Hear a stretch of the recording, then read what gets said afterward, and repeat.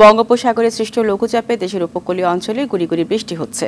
এছাড়া দেশের উত্তর ও উত্তর পশ্চিমাঞ্চলে শীতের তীব্রতায় স্থবির হয়ে পড়েছে জনজীবন। সাগরে লঘুচাপের ফলে দেশের সমুদ্র বন্দরে ১ নম্বর সতর্ক সংকেত দেখাতে বলেছে আবহাওয়া অফিস। সকাল থেকে বরগুনা, বরিশাল, কুয়াকাটা, ভোলা সহ উপকূলীয় বিভিন্ন অঞ্চলে হালকা বৃষ্টি হচ্ছে। এদিকে দিনাজপুর, কুড়িগ্রাম, নীলফামারী ও নওগাঁ সহ বেশ কয়েকটি জেলায় শীতে প্রকৃতিতে স্থবিরতা নেমে এসেছে। আবহাওয়া অফিস জানায়, সকাল ৯টায় পঞ্চগড়ে তাপমাত্রা ছিল 10.4 ডিগ্রি সেলসিয়াস। সকাল ৬টায় দিনাজপুরে তাপমাত্রা রেকর্ড করা হয় 11.8 ডিগ্রি সেলসিয়াস। শীতে হাসপাতালগুলোতে ঠান্ডাজনিত রোগীর সংখ্যাও বেড়েছে।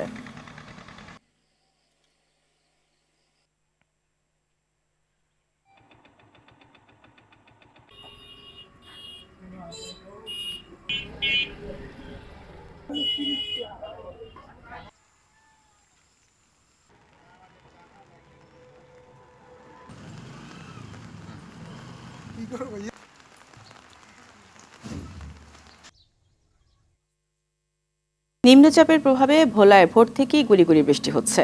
এছাড়া বন্ধ রয়েছে বিদ্যুৎ সংযোগ। দর্শক, ভোলা থেকে আবহাওয়া পরিস্থিতি জানাতে সরাসরি যুক্ত হচ্ছেন সহকর্মী অমিতাভ আপু। কনকনে শীতের সঙ্গে অসময়ের এই বৃষ্টি জনজীবনে কেমন প্রভাব ফেলছে? এছাড়া বিদ্যুৎ সরবরাহ স্বাভাবিক হতে কতক্ষণ সময় লাগতে পারে বলে জানাবেন।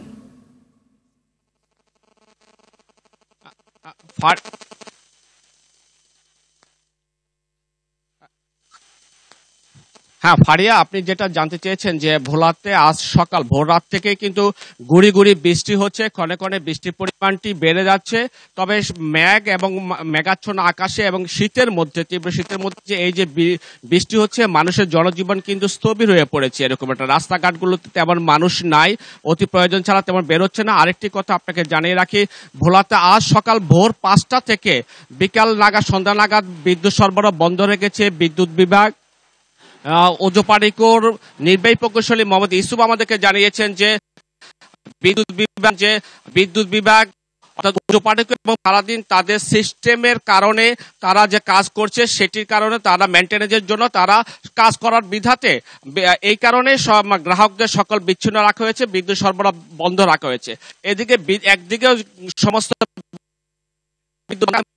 সমস্ত বিদ্যুৎ বন্ধ থাকার কারণে মাটি হচ্ছে, তেমনি এই কারণে কিন্তু সকাল থেকেই যে মানুষ অনেকটা ঘরবন্দি হয়েছে, অতি প্রয়োজন ছাড়া মানুষ বের হচ্ছে না। যদি আপনাকে বলি, সবচেয়ে দুর্ভোগটা হচ্ছে লঞ্চঘাট এলাকাতে, কারণ বৃষ্টির মধ্যে, শীতের মধ্যে মানুষ যখন গুড়ি বৃষ্টি পড়ে, লঞ্চঘাটের মধ্যে কিন্তু যাত্রী ছাউনি না থাকাতে ওই যাত্রীরা বৃষ্টির মধ্যে কিন্তু তাদেরকে লঞ্চঘাটে যেতে হচ্ছে এবং বৃষ্টিতে ভিজে ভিজে শিশুদেরকেও দুর্ভোগ পোহাতে হচ্ছে, নারীদের দুর্ভোগ পোহাতে হচ্ছে।